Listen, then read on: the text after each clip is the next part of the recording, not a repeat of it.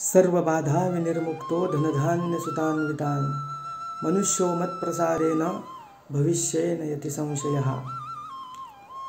नमस्कार भाविका हो, रविवार दिनांक 24 मार्च रोजी आपण सर्वजण होळी साजरी करणार आहोत। होलिकेचं आपण दहन करणार आहोत।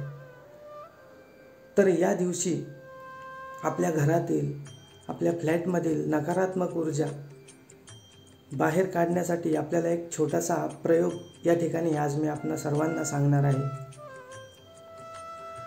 तरी होलिका दिनाच्या दिवशी आपण सर्वांनी एक नारळ घ्यायचा आहे।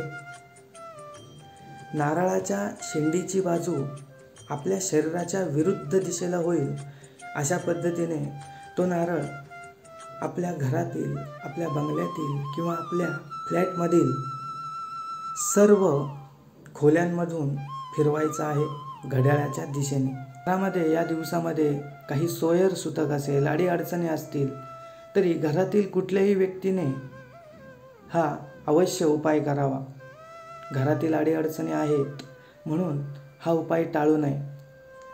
वरील सांगितलेला मंत्र 11 वेळेस, 21 वेळेस, 108 वेळेस श्रद्धेने मनामध्ये त्याचा जप करावा आणि वरील उपाय करावा। हा उपाय केल्यामुळे घरातील दारिद्र्य, रोगराई, नकारात्मक ऊर्जा, काही अशुभ शक्ती जर आपल्या घरांमध्ये वायुरूपाने वास करत असतील तर या उपायाने त्या सर्व दोषांपासून आपल्या सर्वांची मुक्तता होते, असा अनेक भाविकांना श्रद्धेने आलेला अनुभव आहे। अनेक घरांमध्ये दरवर्षी असा प्रयोग केला जातो। तर भाविकाहो, आपल्याही घरातील रोगराई, नकारात्मक ऊर्जा, अशुभ शक्तींचा वास समूळ नष्ट करण्यासाठी श्रद्धेने हा उपाय आपण सर्वांनी करावा।